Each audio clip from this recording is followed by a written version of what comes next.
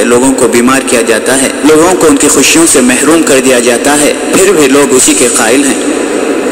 جو اس مصیبت میں گھر جاتے ہیں، جو عملیات کے شکار ہو چکے ہوتے ہیں، ان کو معلوم ہوتا ہے کہ درد کیا ہوتا ہے۔ وہ البتہ ان چیزوں سے بچتے ہیں اور دوسروں کو بھی بچنے کی نصیحت کرتے ہیں، کیونکہ وہ اس حقیقت عملیات کی برائی سے واقف ہو چکے ہیں۔ بے شک وہ بھی پہلے عملیات کے قائل رہے، لیکن انہوں نے دیکھا کہ اس کے مفاسد بہت زیادہ ہیں، اس میں کوئی بھلائی نہیں ہے، لہٰذا وہ اس سے گریز کرنے لگے، اور لوگوں کو بھی اس سے اب روکتے ہیں، منع کرتے ہیں کہ عملیات چھوڑو، قرآن پڑھو، نماز پڑھو، دعا کرو، انشاءاللہ شفا ہوگی، ضرورتیں پوری ہوں گی، اور ہونا بھی یہی چاہیے۔ اگر مسلمان پیدا کرنے والے رب سے جڑ جائے تو انشاءاللہ اس کی ہر ضرورت وقت پر پوری ہو جائے گی باذن اللہ۔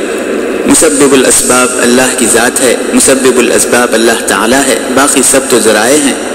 اس میں جائز ذریعے بھی ہیں، ناجائز ذریعے بھی ہیں، نیک وسائل ہیں، بد وسائل ہیں، سارے ہی طریقے موجود ہیں، مگر ذہانت کی بات یہ ہے کہ اب مسلمان کیا طریقہ اختیار کرتا ہے وہ اس کے اختیار کی بات ہے۔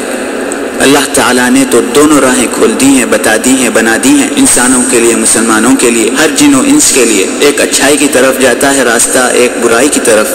ایک راہ جنت کو لے جاتی ہے اور ایک راہ جہنم کو لے جاتی ہے۔ تو بھی انسان کے اختیار کی بات ہے کہ وہ کس راہ پر چلتا ہے، اپنے لیے وہ کون سا طریقہ، کون سا راستہ اور کون سی راہ منتخب کرتا ہے۔ ظاہر سی بات ہے کہ اگر وہ جنت کی راہ چاہتا ہو تو اس کو قرآن اور سنت کی پیروی کرنی ضروری ہے، ٹھیک دین پر چلنا ضروری ہے، اللہ اور رسول کی باتوں کو ماننا، ان پر عمل کرنا ضروری ہے، اور کوئی بھی انسان اپنے آپ کو تکلیف میں ڈالنا، مشقت